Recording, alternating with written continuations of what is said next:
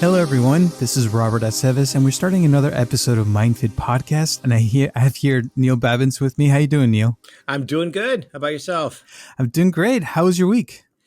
Busy, still busy, still improving the air quality out there. And people are starting to get a little bit restless, or we're starting to get a little bit restless. But I think, like you said, things are starting to open up a bit more now. Mm-hmm. And but it was good. It was good. I'm going away this weekend and the weekend after, so I'm just like mini vacays, so to speak. That's how I put Nice. myself on reset. Yeah, That's yeah, awesome. So yeah. I'm a little worried, by the way. I saw in the news this article about the police getting ready for war in DC, in Washington, DC, because I guess the protesters are starting to get out of hand. And I'm like, whoa, whoa, whoa. And this kind of reminded me of that documentary you mentioned while we were doing the interview with Jesus R., the Hmm. film director. And I watched the documentary, and oh my gosh, it was so awakening to me, about social media and all this stuff that they're doing, and that we are basically becoming this product for all these big companies. And I'm like Hmm. shocked Hmm. by this. I just couldn't believe it. It was quite an awakening. And I know you watched it too, so Did. what was the biggest takeaway for you from this documentary? There's so many, I know. Okay. The biggest takeaway was that it explains a lot to me about the divide and the polarization going on in the country right now, and Mhm. how easily manipulative the system has become. Because we've often talked about, it's amazing to me all through our academic careers, we'll hear about George Orwell and Big Brother is watching you, and we'll Mhm. think that we're gonna, waiting for the day that telescreens are put into our house or chips are put into our brains. Guess what? It's happened a long time ago. And yes, we've already been saying that. So that's really actually not even new news. Yeah, Yeah, that's we're right. carrying Exactly. them. 100%. Exactly. And even looking into this laptop right now, probably somebody is listening in on the conversation. Uh, yeah, Yeah. the takeaway for me was that it's we are human algorithms, and they Mhm. record every ounce of information, but it's not people. Like, that's the thing, is it's not people wearing these gray suits sitting behind. They actually joke about that in the documentary. They have actually a few people doing it as if they have the manpower. You know, it's towers and towers and towers and towers of computers in sub basement rooms collecting data, everything you like, everything you search, every place you go, every person you talk to, every status that you comment on, every status Mhm. that you post, everything that you post politically or social commentary is recorded. And Mhm. people wonder, for example, politically, how could, they say this in the documentary, they say, how could people be so stupid? How could the other side be so dumb?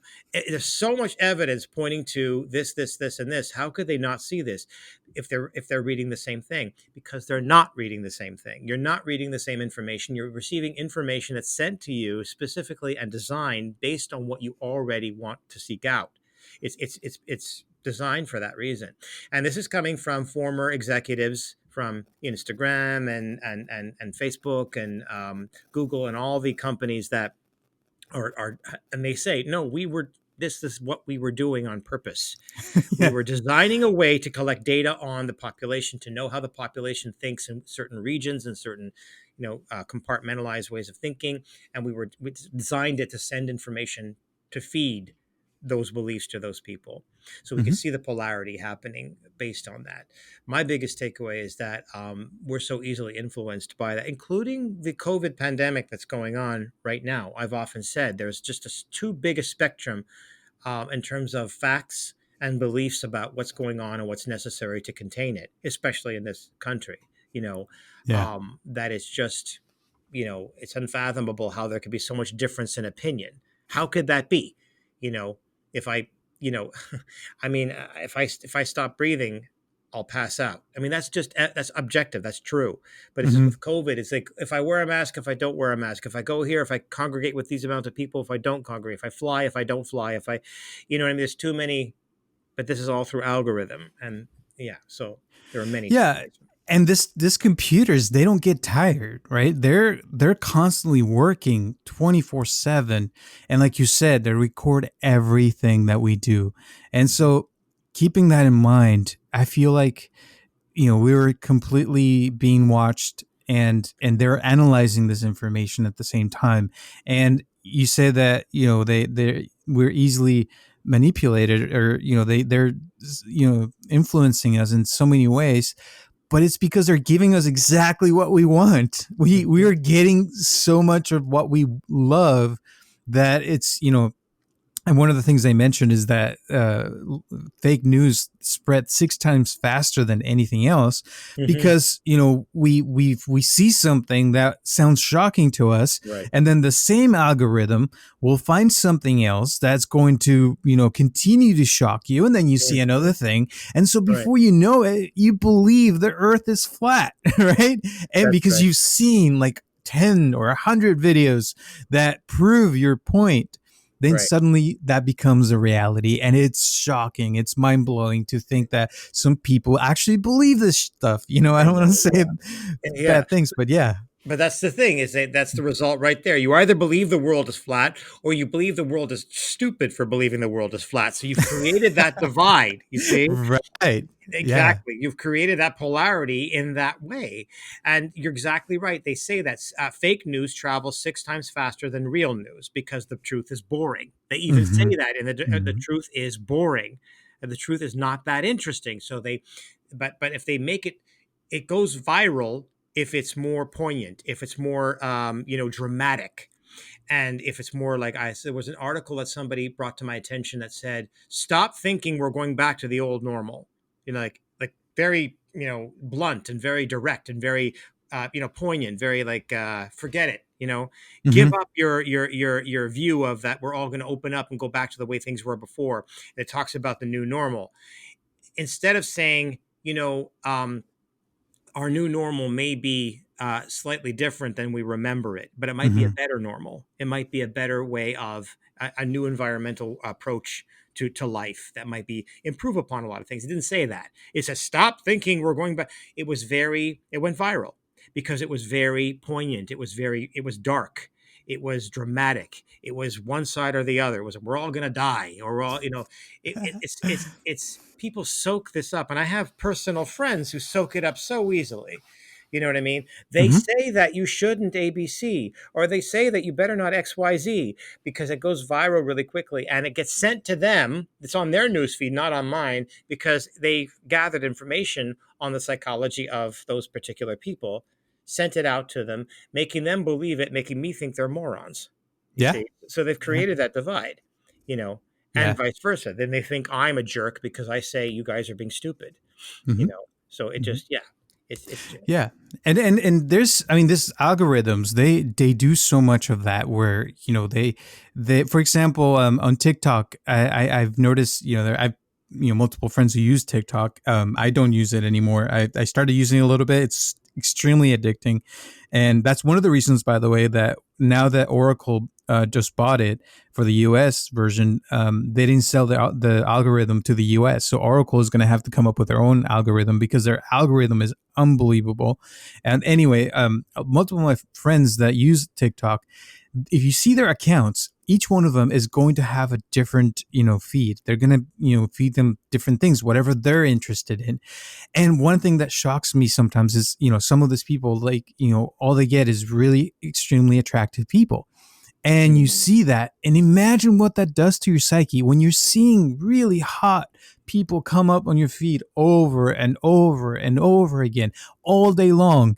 Then you look at yourself in the mirror and you're just normal, and it's like, oh my gosh, I'm really ugly, or I'm not attractive, or all these things that happen, and it's all psychological, subconsciously happening in the background, causing depression, causing all these things that you don't even realize it, and before you know it, you're totally depressed. And I feel like that is, causing a lot of depression to a lot of people on this planet right now.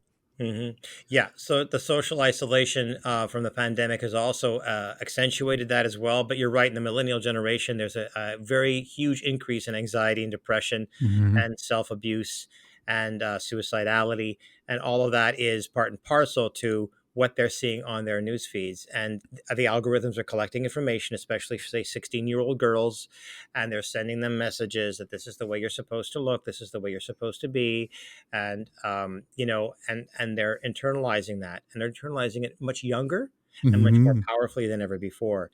And it's creating, self concepts that are just so distorted that Yes. it's just Yes. so it's just so distorted. It's just not real. Hmm. And people say, well, how do I know it's not real? First of all, put down your effing phone.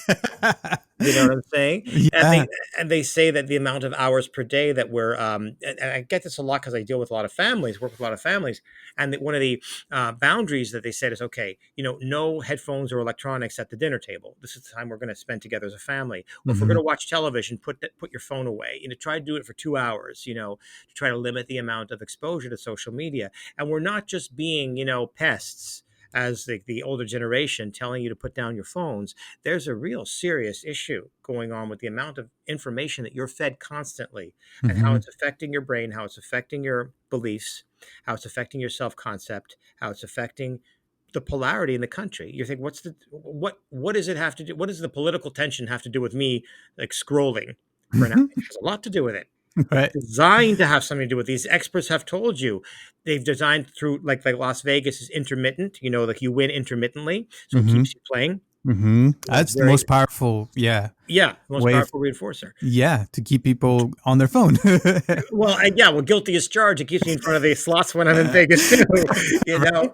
yeah, to the Exactly. point where the house always ends up ahead. So, you know, absolutely. It's fun, but nonetheless, but the same thing with Hmm. the phone. It's intermittent because you go back to your news feed, you'll have something there that's interesting to you at the top of your page, and you scroll waiting for that next hit. And eventually it resets and there will be a hit, once every 5 times that you scroll. So you go back to your phone. Yeah. They've designed it this way, and they tell you that they've designed it this way. It's not a conspiracy theory, you know. And you talked about last time, you talked about cocaine and how you get that rush of dopamine. Same thing happens the first time you get on your phone, and you start seeing these notices and news about your friends and people. You get that rush, but then eventually you need more, and Mhm. it's like it's the same as cocaine, by the way. It's very similar Yeah, addiction, I think. yeah. Sorry to cut you off, by the way. No, no, no. That was exactly right. That was no. I was actually done. I was going to say that it's the dopamine rush, and yeah, it's intermittently designed, and that was the thing I was going to say is that there's also the cynicism that we've come up with. I was going to say between conspiracy theory and design. It is designed that way. A Hmm. lot of times politics is designed a certain way. I don't know the ins and the outs of it. I'm not inside the agencies that decide upon this, but everything that is designed to have things, to have events or situations or political climates turn up a certain way, it's not conspiracy theory, because that's was a word, a label that's, in my opinion, we could do a whole show on this, that's been created to curb critical thinking. They both start with CT. Hmm. CT, critical thinking, conspiracy theory. It's designed to curb your critical thought, because every time you don't accept something at face value, this is happening because it's happening because it's happening. You know, Yeah. then you're a conspiracy theorist. It's not conspiracy; it's design, and it is designed that way. They Hmm.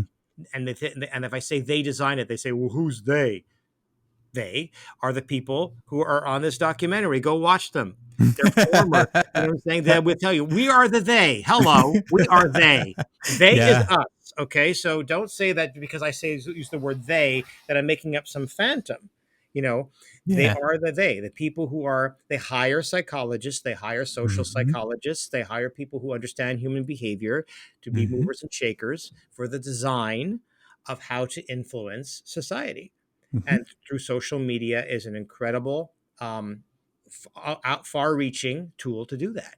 And Yes. they tell you, we are doing this. We no longer work for the company, so we can't get fired, but they say we have done this, and they Yeah. are still doing it. Hmm. So anyway, Yeah. One thing that I really loved, it was this one of the girls that was in the show, and she mentioned that when you watch something, try to watch the opposite of that, so that you get a balance of what you're doing. And she said she follows some people that believe things that are different from her, just so that she gets that balance in life. Because I feel like that's important, and in some way, that kind of vaccinates you from believing all these conspiracies that are out there.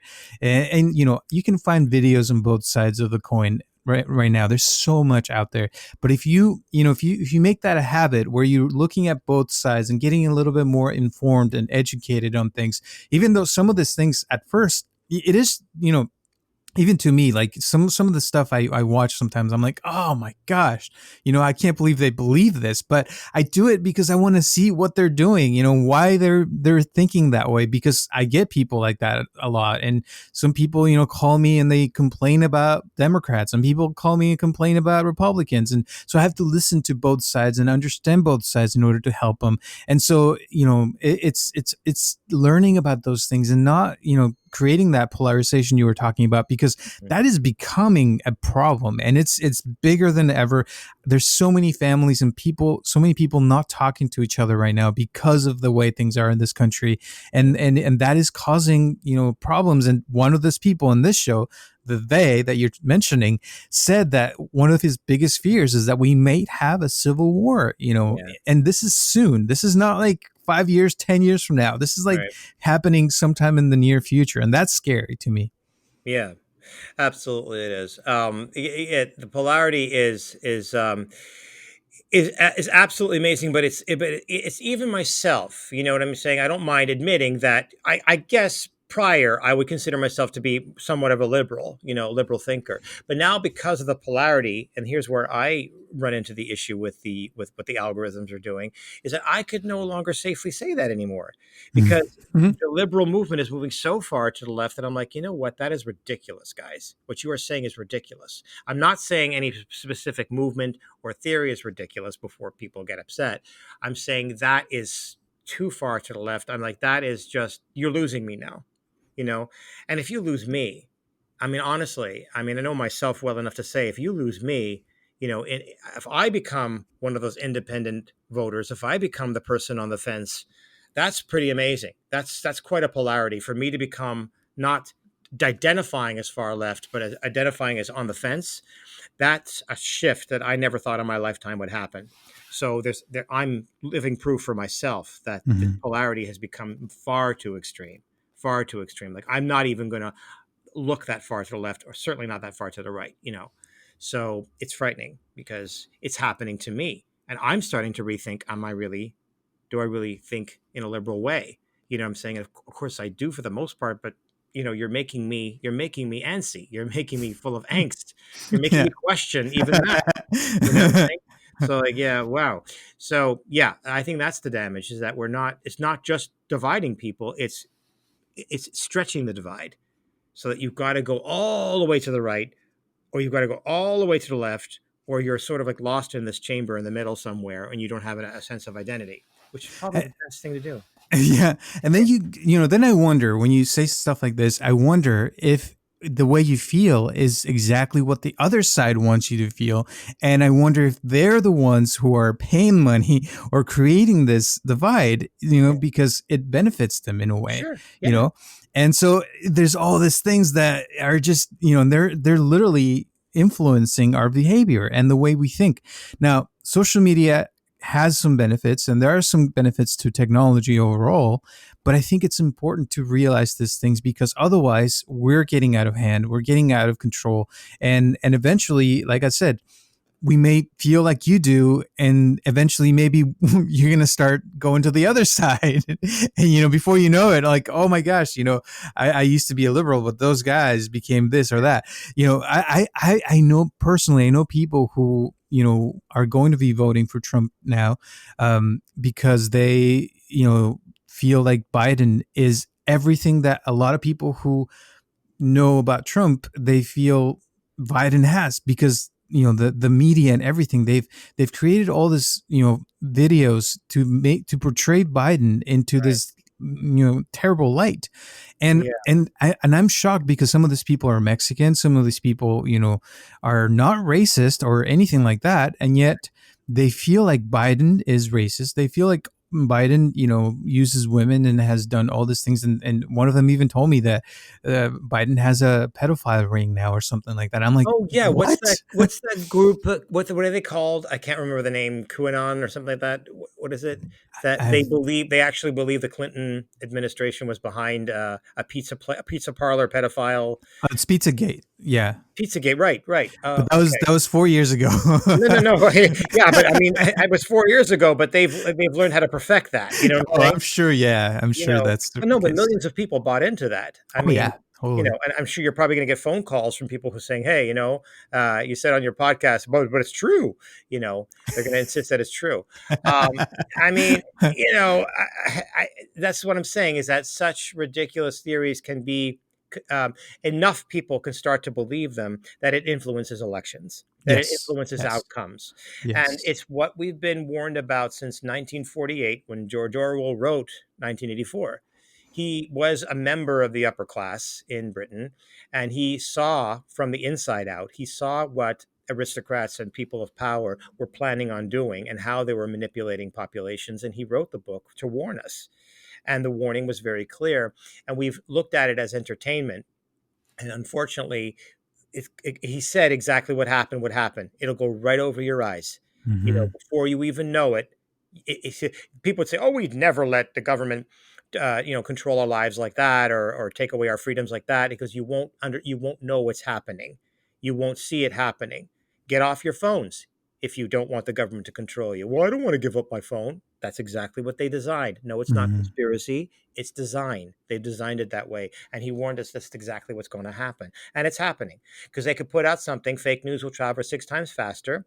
If they wanted to tell you, again, yes, I said they, wanted to tell you, that's right, that another virus has come up in Tokyo, or wherever it is, and in any part of the world, doesn't have to be Asia, and it's deadly, and it's 20 times more serious than COVID, and it's already in the United States. There are reports of it landing in New York and Paris and London and Toronto.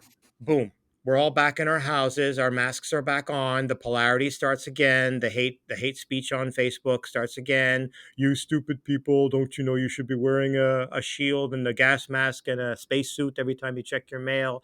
It can start like this. I'm not saying it can't happen in reality. I'm not saying viruses are not real. I'm simply saying the fear, the panic could be created and designed so easily, and we won't think about it critically. We'll go right back to our polarity that we were at before. The Hmm. masks will right back on, and the self righteousness will start up again. The self policing of everybody else will start again. And the problem is we don't know what's real because we're not allowing ourselves to think critically. Tell me the facts. Show me what's happening. Hmm. Show Yeah. me. I mean, I don't want not that I want to see death and destruction, but I do want to see evidence before I start to react. Hmm. You know? Yeah, and it's hard to see what's true today because most of the media, I have to say, they do take some of the stuff that happens and they switch it, they alter it, they make it sound like, oh, he said this, or oh, they this happened. But then you look at the evidence, and sometimes even the videos that people take, sometimes they get edited to make things look worse than they are, Mhm. and because they want to shock people, they want that feeling so that it goes viral, because it's all about the algorithms. If the algorithm picks something up, it's going to go viral. And Yeah. I sometimes I absolutely hate algorithms because as a creator, like last night I spent hours on this video, and I put it out there, and sometimes I get thousands of views, sometimes I get 50 or 100, Yeah. because the stupid algorithm, for some reason, if it was the time that I posted it, or it was the amount of people that were available and they watched it, they just suddenly picked it up. Other times it doesn't pick it up, but it doesn't mean that my meditations were bad. I mean, at least I like to think that. But but it's there's so many variables that come into play, and so I don't think algorithms are perfect, and I think that's the problem. And I think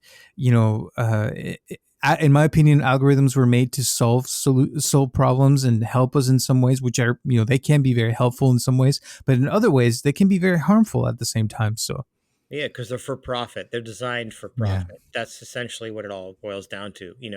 They mentioned that in the documentary as well, that it's designed for the maximization of profits through social control. You know, yeah, yeah, and social predictability. Yeah, yeah. If I can exactly. predict what movie you're going to see, I'll know what movie to make. It makes sense. I mean, Yeah, yes. I mean, I believe in business too, but at the same time, I want to know my audience. My target population. I don't want to manipulate them. I just want to understand them. You know what I'm yeah, saying? I just want yeah, to know what they like, and if their trends change, so will mine. yeah, If I sell shirts, I'll change my shirts. If you change your, I don't want to change it for you and then create the shirts that I changed you into, so to speak. I don't want to do that. I think that's creepy. Yeah. yeah, yeah, yeah. And at the same time, if something is new, something that nobody has ever done before, it could be picked up by the algorithm or it could not. And we may be missing in a lot of things out there because we're so busy with what we love, that we're not getting anything new. We're not seeing new things, and that's where the polarization comes in, because we're becoming very single-minded. We're only seeing one side of the coin. We're not seeing the other side. We're not seeing other people's points of views except for what we want to believe in, whatever we want to see. And I feel like a lot of people are becoming more like that. And, in some way, yeah, it makes you happier, but in other ways, it can really be very detrimental. And it could be, causing us not to evolve anymore. We're just becoming this one sided mind, Mhm. I That's think my, it my boils feeling. Yeah. Yeah, oh, sorry. Yeah, I think it boils down to fear. If you look at fear as the primary emotion that is always played to, Hmm. if you ask yourself, what if we are all a little bit wrong? Hmm. And what if we are all a little bit right? What Yeah. is the fear? What do you fear in Hmm. confronting that? What if we're all a little bit wrong? What if we're all a little bit right? Because that's probably what's right. Hmm. I love that. I love that. So true. And, nobody's perfect. So, and there are people who are going to be different than we are. And that doesn't mean they're wrong. That doesn't mean that we're wrong too. I mean, we could both have our own ways of seeing things, and we could still be, civil to each other and even like each other or live with each other, you know? So, but anyway, any last words before we end? I know we're running out of time. So, No, I think just put yourselves on reset by considering that, maybe we're all a little wrong, maybe we're all a little right. And what is the fear behind, confronting that or being with that? Yeah, love that. Thank you, Neil. And thank absolutely. you for everyone for listening. Remember, we're here every Tuesday at 6 p.m. If you have any questions, concerns, let us know what you think, by the way. If you want to subscribe to our YouTube channel too, we're going to be putting those videos out there so you can watch them on there. And thank you to all the people who have been donating. Really appreciate that. And hope to see you next week. Thanks, Neil. All right. All right. See you later. Bye. This podcast is brought to you by MindFit. Please help us to share this podcast with your friends and family to grow this community. And if you'd like to donate to this podcast, or if you'd like to share your comments, questions, or concerns, send them to mindfitpodcast@gmail.com, or you can call us directly at 714-328-4661.